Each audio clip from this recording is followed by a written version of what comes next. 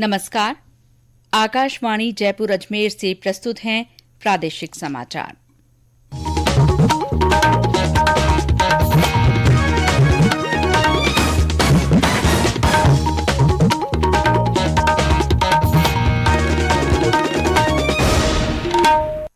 मुख्य समाचार। प्रधानमंत्री नरेंद्र मोदी आतंकवादियों को वित्त पोषण रोकने के लिए कल नई दिल्ली में तीसरे मंत्री स्तरीय सम्मेलन को संबोधित करेंगे। सरदार शहर विधानसभा सीट पर उपचुनाव के लिए 12 प्रत्याशियों ने पर्चे भरे। कांग्रेस प्रत्याशी अनिल शर्मा और आरएलपी उम्मीदवार लालचंद मूंड ने आज पर्चा दाखिल किया। माउंट आबू क्षेत्र के आरना गांव में एक बस के मोटरसाइकिल को टक्कर मारने से 3 युवकों की मौत।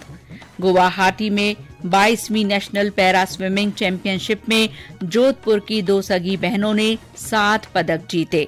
और प्रदेश में ठंड का असर बढ़ने लगा, तापमान में और गिरावट की संभावना।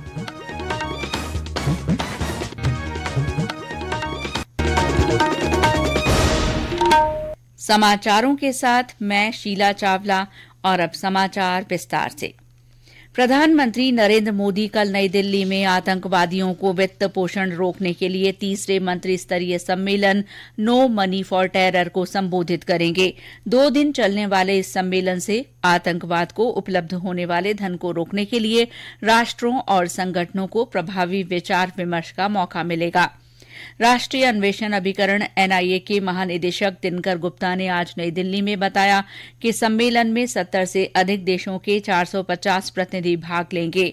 इनमें मंत्री, बहुस्तरीय संगठनों के प्रमुख और वित्तीय कार्रवाई कार्यबल के प्रमुख शामिल होंगे।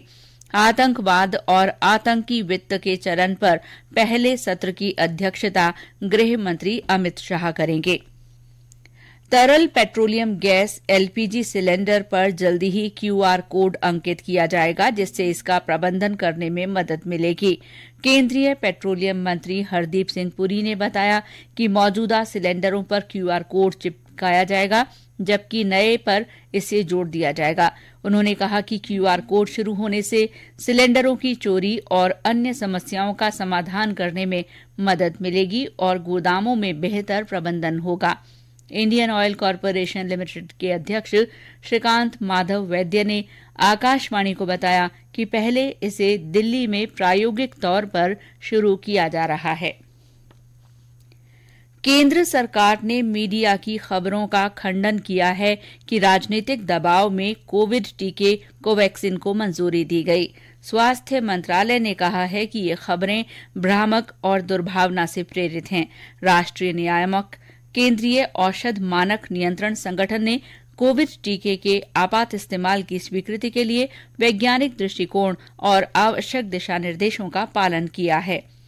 खबरों में दावा किया गया है कि स्वदेशी कोविड टीके कोवैक्सीन के निर्माता भारत बायोटेक द्वारा राजनीतिक दबाव के कारण कई प्रक्रियाओं की पालना पूरी नहीं की गई। मंत्रालय ने बताया कि आपात स्थितियों में कोविड टीके के सीमित उपयोग के लिए मंजूरी केंद्रीय औषध मानक नियंत्रण संगठन की विशेषज्ञ समिति की अनुशंसा पर दी गई। नेपाल के चुनाव आयोग ने आगामी प्रतिनिधि सभा और प्रांतीय विधानसभा चुनाव के लिए भारत के मुख्य निर्वाचन आयुक्त राजीव कुमार को अंतर्राष्ट्रीय पर्यवेक्षक के रूप में आमंत्रित किया है। नेपाल में प्रतिनिधि सभा के 275 सदस्यों और 7 प्रांतीय विधानसभाओं की 550 सीटों के लिए इस महीने की 20 तारीख को चुनाव होंगे। श्री कुमार 18 से 22 नवंबर तक नेपाल में आमंत्रित निर्वाचन अधिकारियों के प्रतिनिधि मंडल का नेतृत्व करेंगे। इस दौरान वे काठमांडू और आसपास के क्षेत्रों में मतदान केंद्रों का दौरा करेंगे।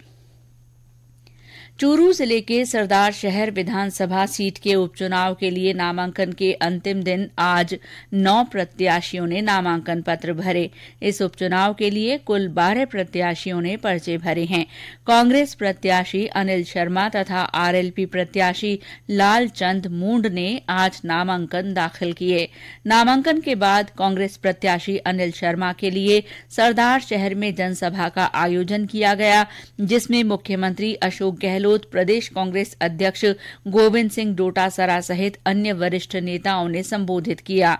आरएलपी संयोजक हनुमान बेनीवाल ने भी अपने पार्टी प्रत्याशी के पक्ष में जनसभा को संबोधित किया।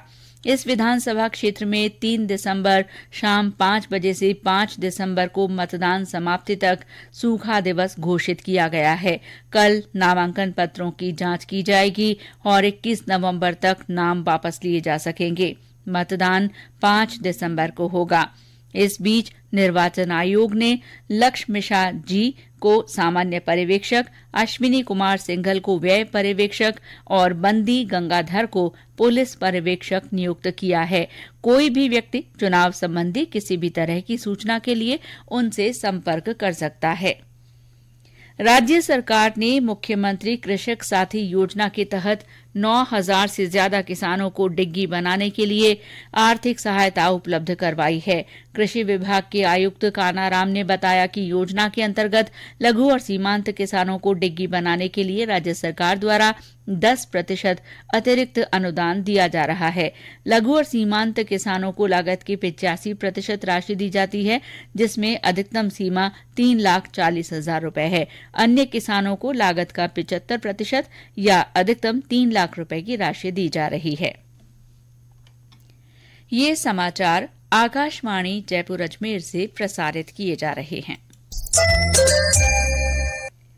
सिरोही जिले के माउंट आबू क्षेत्र के आरना गांव में आज एक बस के मोटरसाइकिल को टक्कर मारने से मोटरसाइकिल सवार 3 युवकों की मौत हो गई। तीनों युवक माउंट आबू से आबू रोड की ओर जा रहे थे, तभी ये हादसा हुआ। बांसवाड़ा जिले के सज्जनगढ़ क्षेत्र में छोटा डूंगरा सड़क मार्ग पर 2 मोटरसाइकिलों की टक्कर से एक व्यक्ति की मृत्यु हो गई और एक अन्य व्यक्ति घायल हो गया। असम के गुवाहाटी में संपन्न 22वीं नेशनल पैरा स्विमिंग चैंपियनशिप में राजस्थान की पूरण और निर्मला ने 7 पदक जीते हैं। पूरण ने 100 मीटर बैक स्ट्रोक और 100 मीटर टीम रिले में स्वर्ण पदक हासिल किया। इसके अलावा उन्होंने 50 मीटर फ्री स्टाइल में रजत पदक और 50 मीटर बैक स्ट्रोक में कांस्य पदक जीता। इसी तरह निर्मला ने 100 मीटर फ्री स्टाइल में रजत पदक, 100 मीटर बैक स्ट्रोक और 50 मीटर फ्री स्टाइल में कांस्य पदक हासिल किए। पूरण और निर्मला सगी बहनें हैं और जोधपुर जिले की तिवरी तहसील के बिंजवाड़िया गांव की रहने वाली हैं। 63वीं अंडर 14 विद्यालय जिला स्तरीय खेलकूद तीरंदाजी प्रतियोगिता आज से बीकानेर के जसोलाई के राजकीय बालिका उच्च प्राथमिक विद्यालय में शुरू हुई। इसका उद्घाटन संभागीय आयुक्त डॉ नीरज के पवन ने किया। सवाईमाधोपुर में 19 वर्षीय स्कूली छात्राओं की 66वीं राज्य स्तरीय हॉकी प्रतियोगिता का फाइनल मुकाबला हनुमानगढ़ और अजमेर स्पोर्ट्स एकेडमी के बीच होगा। सेमीफाइनल मैच में आज हनुमानगढ़ ने श्रीगंगानगर को 1-0 से, जबकि अजमेर स्पोर्ट्स एकेडमी की टीम ने नागौर को 7-0 से पराजित किया। और अब मौसम। प्रदेश में ठंड का असर एकाएक बढ़ गया है। मौसम विभाग के अनुसार कई स्थानों पर पिछले 24 घंटों में 4 से 5 डिग्री सेल्सियस तक की गिरावट हुई है। आज सीकर के फतेहपुर में न्यूनतम तापमान 8 डिग्री सेल्सियस दर्ज किया गया। चूरू में 8.2 डिग्री तथा चित्तौड़गढ़ में 8.9 डिग्री सेल्सियस तापमान रिकॉर्ड हुआ। भीलवाड़ा, पिलानी, नागौर और करौली में भी रात का पारा 11 डिग्री सेल्सियस से नीचे दर्ज हुआ। अलवर में कल के मुकाबले पारा 4.5 डिग्री लुढ़ककर 9.6 डिग्री और राजधानी जयपुर में पारा 4.5 डिग्री लुढ़ककर 14 डिग्री सेल्सियस दर्ज हुआ। ज्यादातर जिलों में दिन के तापमान में भी गिरावट होने लगी है। कई जिलों में अधिकतम तापमान 28 डिग्री सेल्सियस से नीचे आ गया है। मौसम विभाग ने कहा है कि आने वाले 2-4 दिन में दिन और रात के तापमान में और गिरावट होगी। राज्य सरकार ने एक अधिसूचना जारी कर राज्य पथ परिवहन निगम की सभी सेवाओं, कार्यालयों और संबंधित सेवाओं को तत्काल प्रभाव से आगामी 6 महीने तक के लिए अत्यावश्यक सेवा घोषित किया है। रोडवेज के विभिन्न कर्मचारी संगठनों के प्रदेशव्यापी हड़ताल के आह्वान के मद्देनजर सरकार ने यह फैसला किया है। प्रदेश में खान विभाग खान सुरक्षा और स्वास्थ्य मानकों की पालना करवाएगा। विभाग के अतिरिक्त मुख्य सचिव डॉक्टर सुबोध अग्रवाल ने विभाग के अभियंताओं को अपने क्षेत्राधिकार के खनन क्षेत्रों में निरीक्षण कर खनन सुरक्षा नियमों, प्रावधानों और सिलिकोसिस बीमारी से बचाव के लिए स्वास्थ्य मानकों की पालना कराने के निर्देश दिए। डॉक्टर अग्रवाल ने बताया कि सुरक्षा मानकों की पालना नहीं करने पर खनन कार्य बंद भी किया जा सकता है।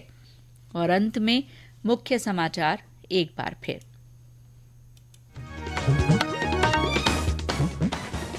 प्रधानमंत्री नरेंद्र मोदी आतंकवादियों को वित्त पोषण रोकने के लिए कल नई दिल्ली में तीसरे मंत्री स्तरीय सम्मेलन को संबोधित करेंगे। सरदार शहर विधानसभा सीट पर उपचुनाव के लिए 12 प्रत्याशियों ने पर्चे भरे हैं। कांग्रेस प्रत्याशी अनिल शर्मा और आरएलपी उम्मीदवार लालचंद मूंड ने आज पर्चा दाखिल किया। माउंट आबू क्षेत्र के आरना गांव में एक बस के मोटरसाइकिल को टक्कर मारने से 3 युवकों की मौत हो गई। गुवाहाटी में 22वीं नेशनल पैरा स्विमिंग चैंपियनशिप में जोधपुर की 2 सगी बहनों ने 7 पदक जीते। और प्रदेश में ठंड का असर बढ़ने लगा है, तापमान में और गिरावट की संभावना है। इसी के साथ प्रादेशिक समाचार बुलेटिन समाप्त हुआ। नमस्कार।